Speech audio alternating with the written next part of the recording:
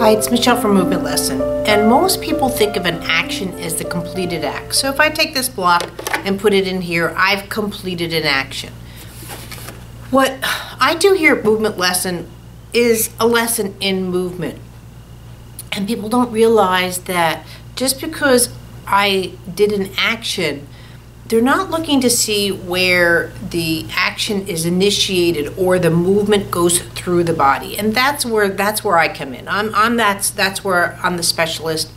I can see movement in anything from a high performer to a little bitty baby.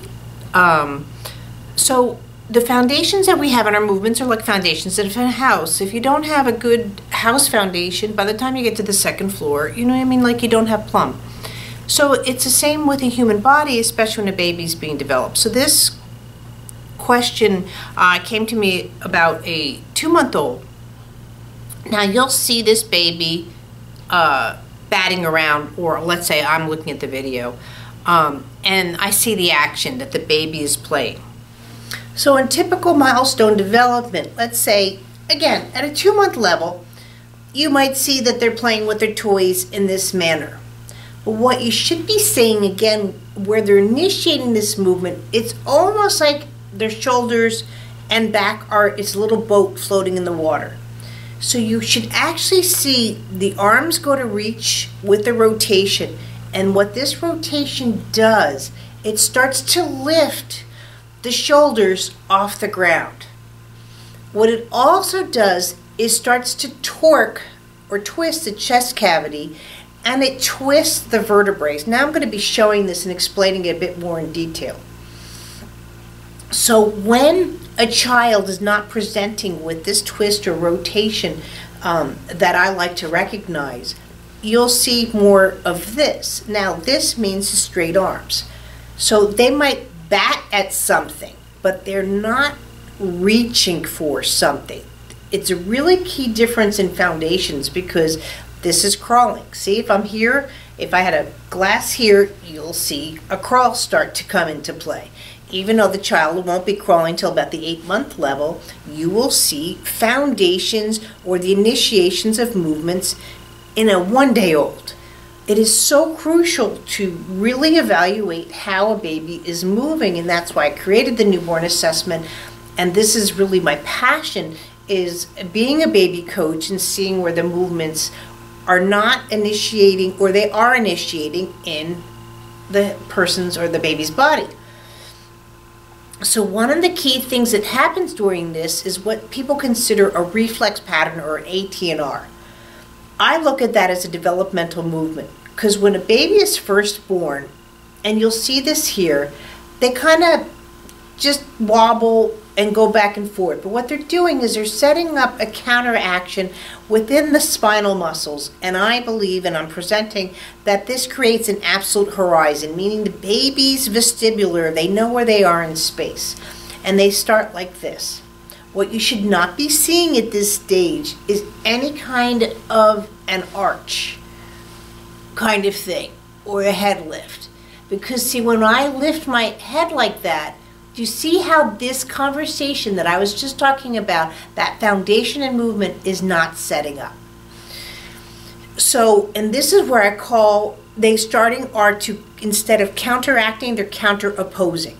So a counteraction in a stimuli, I look to the right, sorry, I'm doing it to the left. I look to the left, and I look, my body goes to the right. The body will automatically counter. So this reflex that comes into play, or this movement of ATNR, what you'll see is this pose of the one arm up and the other arm down, right? But what this is doing, and I don't know if you can see it, again, you should see a counter. You should see where the child's going in and out of an asymmetrical movement patterns, right? But what it's doing too, and what it's initiating, is that it's moving the vertebrae, your spinal column, now into this movement.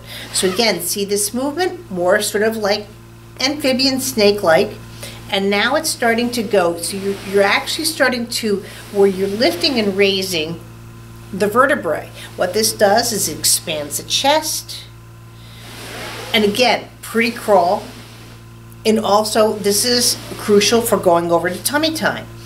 So when I'm seeing this and this, you notice too, where I was talking about shoulder lifting up. See here, shoulder lifting off the ground. Here, no shoulder lifting off the ground. So you're starting to see these movements which are going to affect that child's development. Now, I'm not saying they're never going to crawl, that depends on the child. But what it's going to do is going to create a unique conversation within that baby's movement. We are looking at an adult muscle structure. And this is what people's, in their minds, basic anatomy is what we think of. But again, these are adult muscle structures and functions. When a baby is first born, one of the muscle structures that needs to initiate, there's a fine little group of muscles within the whole spinal column. So just imagine if I was to be working on someone, right? And I get that this is static, it's not moving with my touch. But people think that that touch is to touch this area. The way we work in movement lesson is we are building a foundation in movement so the muscles will be able to react to the movement. So what's happening here is you're getting these fine group of muscles, but what they're doing is they're learning how to respond to the movement in a counteraction, counterbalance, and balance kind of poses. And whether I'm working this way with a person or baby, as well as when they're on their backs. So in the back, these muscles are learning how to not hang off the system, but to create a tonus or a movement within the system. And when the baby's on their belly, so you can see how within their space and as they're rolling over, that these fine muscles are really setting up the conversation of the back, or again, what I call the absolute horizon. You're not going to see it as nicely on Frank, unfortunately, because he is pinned up, rotted up, and so forth. But again, what you're looking at when these movements start to occur, you can see it more in the shoulder structure. But again, see how even just me doing this, it is taking him to start going from side to side. What you're not seeing is these crucial movements that start moving these vertebrae independently of one another. So when a baby's first born, you'll see the movement initiate this way, again, much more in a sense like a snake would. But very quickly, if the movements are done right on a baby, or they figure it out right, because again, they have to find the absolute horizon first, and from then they can start developing a more complex movement conversation.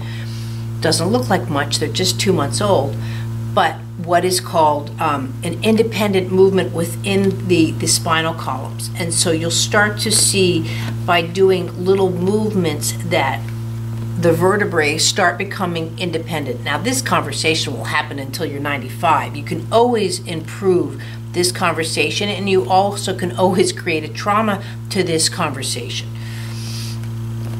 So these independent functions within the vertebrae are very crucial, again, in a new baby. And this explains really the first structure of the movements. If you find this interesting, please subscribe to the site. I'm going to have more on functional anatomy. I have the largest library of working with the human body. However, if you want to see now how this would present in a lesson to the baby, please go to this video. Thank you.